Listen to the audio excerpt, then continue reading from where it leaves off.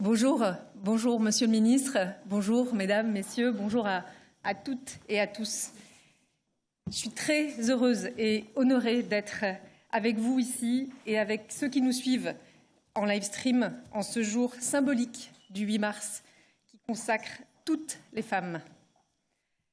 L'augmentation de la part des femmes dans l'entreprise et plus largement dans la société est une cause qui m'anime depuis plus de 10 ans.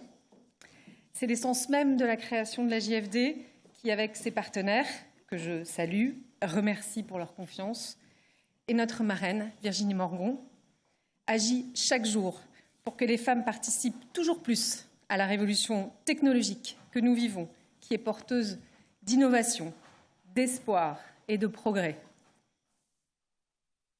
Aussi, partager aujourd'hui cette 11e édition de la JFD placée sous le signe de l'investissement dédié aux femmes au sein même du ministère de l'Économie et des Finances est un honneur et un symbole fort du combat commun qui nous anime, Monsieur le Ministre, et qui nous donne à toute confiance en l'avenir.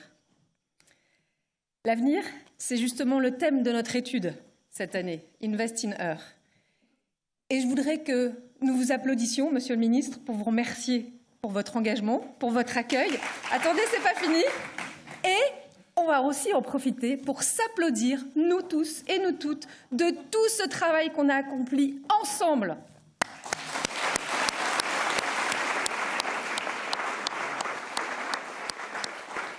C'est notre journée.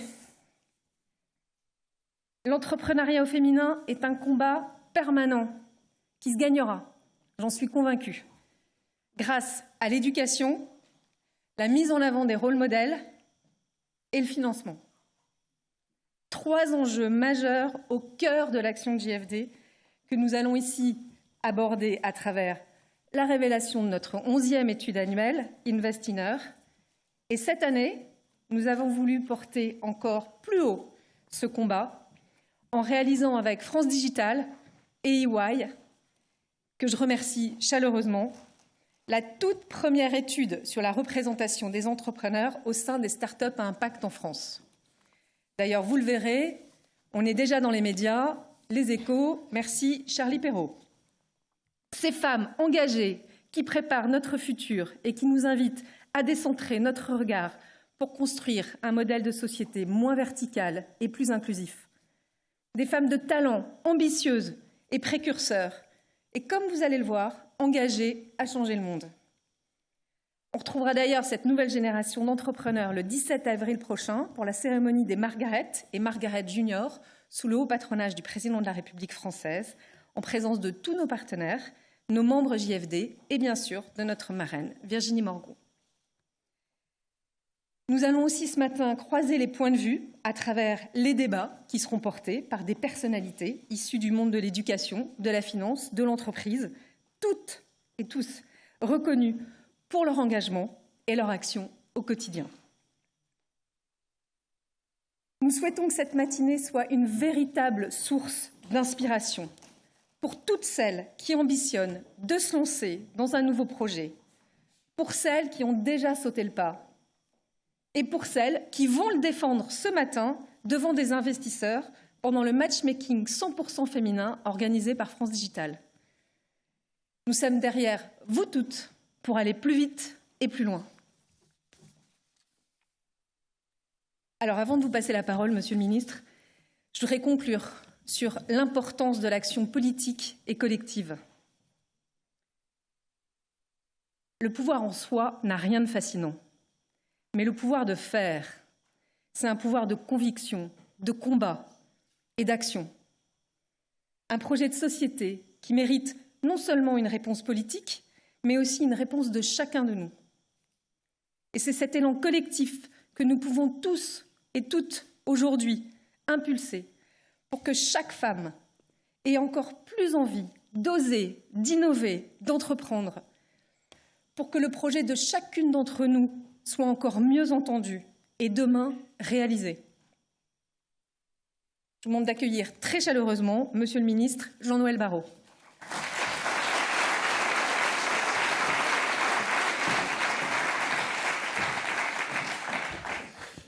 Merci beaucoup, chère Delphine. Monsieur le député, je veux d'abord commencer par remercier les partenaires de cette étude et de cette belle journée qui nous réunissent aujourd'hui, la journée de la femme digitale, chère Delphine, France Digital, chère Maya, et le soutien d'Ernst & Young également, cher Emmanuel et cher Franck.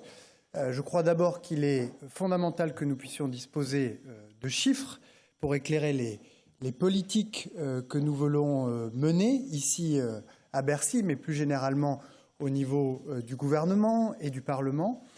Et puis je trouve très intéressant que vous ayez choisi de donner ce double éclairage, celui de la place des femmes et celui de l'impact qui, comme vous le savez, dans notre écosystème, occupe une place chaque année un peu plus importante et dans les années qui viennent sera, à n'en pas douter, l'un des avantages comparatifs de la France sur la scène tech mondiale. 3 chercheurs sur 10, moins de 3 chercheurs sur 10 aujourd'hui sont des femmes. Moins de 3 professeurs dans les sciences et technologies sont des femmes. Moins de 3 développeurs, moins de 3 entrepreneurs sur 10 aujourd'hui sont des femmes. C'est une situation qui est inacceptable à 2 égards. Elle est d'abord inacceptable pour des raisons de justice, parce que la science et la technologie, qui sont des moteurs de progrès et de prospérité, ne sont soutenables que si leurs dividendes, que si leurs bienfaits sont équitablement répartis entre tous les citoyens, quel que soit le lieu dans lequel ils ont grandi, quel que soit leur nom de famille et bien évidemment, quel que soit leur genre. C'est donc une question de justice. Mais c'est évidemment, et vous le savez, puisque vous êtes ici, une question d'efficacité économique. L'intelligence, le quotient intellectuel sont équitablement répartis entre les genres. Et si nous avons moins de 3 chercheurs, moins de 3 professeurs, moins de 3 entrepreneurs sur 10 qui sont des femmes, alors cela signifie tout simplement que nous nous privons d'un pool très significatif et très large de talents. Et donc ce gap entre le 3 sur 10 et le 5 sur 10, il est urgent que nous puissions le résoudre, tout à la fois pour des questions de justice et pour des questions d'efficacité économique. La France n'est pas le pays le plus en retard sur ces sujets, puisque depuis une dizaine d'années, nous avons pris des lois qui étaient précurseurs au niveau mondial. Je pense en particulier à la loi Copé-Zimmermann, dont nous avons fêté il y a 1 an et demi le 10e anniversaire, et qui a permis à la France d'être le premier pays du monde à instaurer des quotas dans les conseils d'administration, d'abord pour les entreprises de grande taille, puis pour les entreprises de taille moyenne. Et le résultat, c'est que 10 ans plus tard, une génération d'administratrices est née et montre l'exemple aujourd'hui aux générations suivantes en brisant d'une certaine manière le plafond de verre et surtout en installant les bonnes habitudes dans les conseils d'administration de toutes les entreprises de France d'avoir au moins 40% de représentation féminine et masculine. C'était une première mondiale, elle a porté ses fruits, elle a même inspiré d'autres pays, puisque en 2018, c'est la Californie qui a à son tour adopté une loi instaurant des quotas dans les conseils d'administration. Il y a 2 ans, c'est une autre loi qui a été adoptée à l'Assemblée nationale et qui part du principe que la parité au conseil d'administration, c'est bien, mais la parité dans les instances dirigeantes, c'est encore mieux. C'est la loi de Marie-Pierre Rixain qui instaure en 2027 une proportion de 30% de femmes dans les instances dirigeantes et à l'horizon 2030, une proportion de 40% à l'image de celle fixée par la loi Copé-Zimmermann. Et la loi Rixain va un peu plus loin parce que la parité dans les conseils d'administration et les instances dirigeantes ne suffit pas. Il y a la question de l'éducation et du financement. Et comme vous le savez, suite à la loi Rixain, dans quelques mois, les établissements d'enseignement supérieur publieront la parité dans leur filière. Comme vous le savez, grâce à la loi Rixain, BPI France aura désormais 30% de ses comités d'investissement au minimum composés par des femmes et devra rendre compte de la part des entreprises dirigées par des femmes qui sont ciblées par ces financements. Nous avons par ailleurs adopté en 2018 l'index pour l'égalité professionnelle, qui lui aussi est une innovation très intéressante parce qu'il va mettre en lumière non seulement l'écart de rémunération dans l'entreprise, mais aussi l'écart dans les augmentations de rémunération. Et puis l'écart dans les augmentations de rémunération après le congé maternité. C'est donc un indice qui est très riche puisqu'il ne s'intéresse pas uniquement aux inégalités de manière statique, mais il va s'intéresser également à la dynamique de ces inégalités entre les femmes et les hommes dans l'entreprise.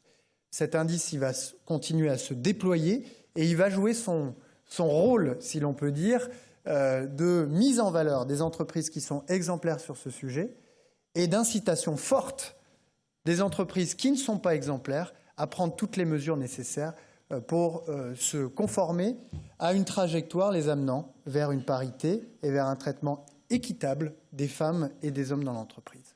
Je pourrais ajouter à ça une mesure qui n'est pas directement liée à la parité dans l'entreprise, mais qui est néanmoins très importante, c'est le congé paternité de 28 jours. Pourquoi ? Parce qu'il est important non seulement de traiter les questions de parité a posteriori, avec les questions de quotas, comme on l'a dit, les questions d'index, mais aussi de créer les conditions les plus favorables pour que dans l'entrepreneuriat et dans la vie professionnelle en général, les hommes et les femmes soient sur un véritable pied d'égalité. Alors ça, c'est ce que nous avons fait, mais il nous faut aller plus loin. Et je partage ce que vous avez dit, Delphine, c'est-à-dire que nous devons jouer sur l'éducation, nous devons jouer sur l'investissement, nous devons jouer aussi sur les rôles modèles. La Première ministre va annoncer aujourd'hui un certain nombre d'engagements en faveur de l'égalité entre les femmes et les hommes, et je voudrais citer deux d'entre eux qui visent la question de l'éducation et qui visent la question de l'investissement. Le premier, c'est l'objectif de parité dans les filières scientifiques à l'horizon 2027. C'est un objectif extrêmement ambitieux et si nous le prenons au sérieux, cela signifie que nos établissements d'enseignement supérieur vont devoir faire un effort considérable dans leur recrutement pour atteindre cet objectif dont nous sommes aujourd'hui extrêmement loin. Bruno Le Maire l'a rappelé ces dernières semaines. Et puis, s'agissant de l'investissement, ce seront 10 000 jeunes femmes accompagnées grâce à des bourses French Tech vers l'entrepreneuriat, de manière à combler cet écart entre le 3 sur 10 et le 5 sur 10, qui, une nouvelle fois, je le répète, est une question de justice comme d'efficacité économique. Mais on sent bien qu'à elle seule, la puissance publique ne peut pas tout. Et c'est la raison pour laquelle vous avez souhaité réunir ici un panel et des tables rondes qui vont pouvoir échanger sur la manière dont collectivement nous pouvons faire avancer cette cause-là. Et je pense en particulier à la responsabilité qui est celle des femmes dirigeantes qui sont aujourd'hui dans la salle, des femmes dirigeantes aujourd'hui en France, celles qui sont parvenues avant les autres à briser un certain nombre de plafonds de verre. Et il en existe. Il en existe dans les télécoms. L'un des principaux opérateurs télécoms français est dirigé aujourd'hui par une femme. Il en existe dans l'investissement. J'ai face à moi l'une des dirigeantes les plus réputées dans le domaine de l'investissement en France, chère Virginie. Il en existe dans la tech avec des dirigeantes, n'est-ce pas, chère Maya, qui, aux commandes de leurs entreprises, sont en train de les faire grandir à une échelle européenne et mondiale.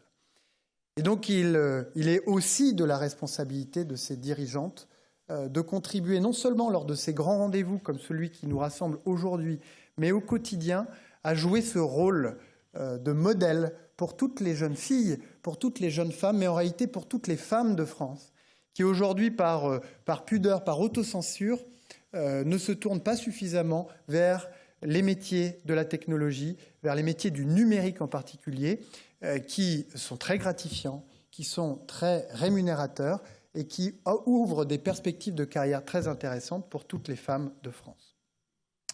Ce midi, nous aurons l'occasion de mettre ce principe en pratique, puisque nous accueillerons ici à Bercy des collégiennes qui vont travailler 2 heures durant avec des grandes dirigeantes françaises sur des projets entrepreneuriaux. Ce sera évidemment l'occasion pour ces femmes dirigeantes de témoigner de leur expérience dans ces métiers scientifiques, dans ces métiers industriels, et de donner envie aux collégiennes qui seront présentes ici de suivre la même trajectoire. Vous l'aurez compris, pour relever ce défi, pour réduire cette fracture entre le 3 et le 5 sur 10, il nous faut agir au niveau politique, et les réflexions que vous aurez ici même pendant vos travaux seront très utiles pour orienter les politiques que nous mènerons. Mais c'est un effort collectif que nous devons mener, parce que quand c'est Jean-Noël Barrot, Paul Midi qui nous exprimons sur cette question, nous sommes entendus. Mais quand ce sont vous, les dirigeantes des entreprises, des sociétés d'investissement, des associations représentatives du secteur qui vous adressez directement, alors vous êtes écoutés par toutes les femmes de France. Donc merci beaucoup pour votre présence aujourd'hui et d'excellents travaux à tous.